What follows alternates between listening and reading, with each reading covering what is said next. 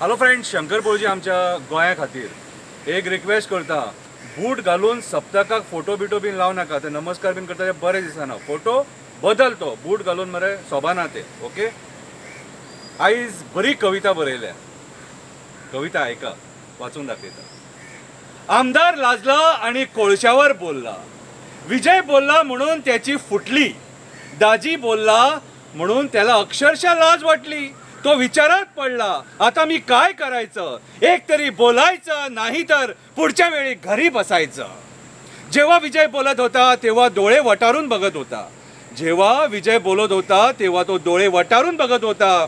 तो घाबरून गेला होता, त्याला घाम सुटला होता, म्हणून तो परत परत रुमाल वापरत होता. कोळशावर मी कसा बोलू, कोळशावर मी कसा बोलू, तो विचार करत होता. अंततः त्याच्यावर प्रेशर आला. दाजीचं पण परफॉर्मन्स त्यांनी बघितलं, वाचा फोडायला तो मजबूर झाला. तो काळं तोंड करून उठला आणि कोळशावर बोलला. तो काळं तोंड करून उठला आणि कोळशावर बोलला.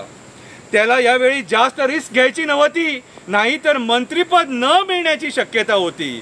पण विजय जेवढा झाडावर, कोळशावर, पोल्युशनवर बोलत होता तेवढं त्याला घाम सुटत होता. मेल्या कोळशावर राजकारण करू नको, लोकांचा जीव धोक्यात घालू नको, आमच्या लोकांच्या मड्यावर पैसे करू नको, देवाच्या डोक्यावर हात ठेवून खोटं बोलू नको. नाटक करायचं बंद कर. खरंच जर कोळसा काढायचा आहे तर आंदोलन कर, उपोषण कर, आणि मेन म्हणजे कोळशाचं कमिशन खाणं बंद कर.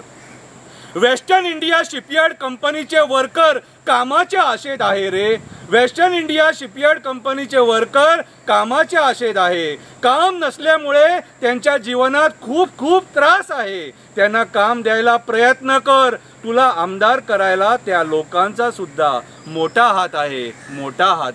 ही बघा पहिलीची वेस्टर्न इंडिया कंपनी जी बंद झाली आहे आणि आता तिकडे टर्मिनल येत आहे, टुरिझमचा टर्मिनल येत आहे. तिकडे त्या लोकांना जरा काम द्यायचा प्रयत्न कर.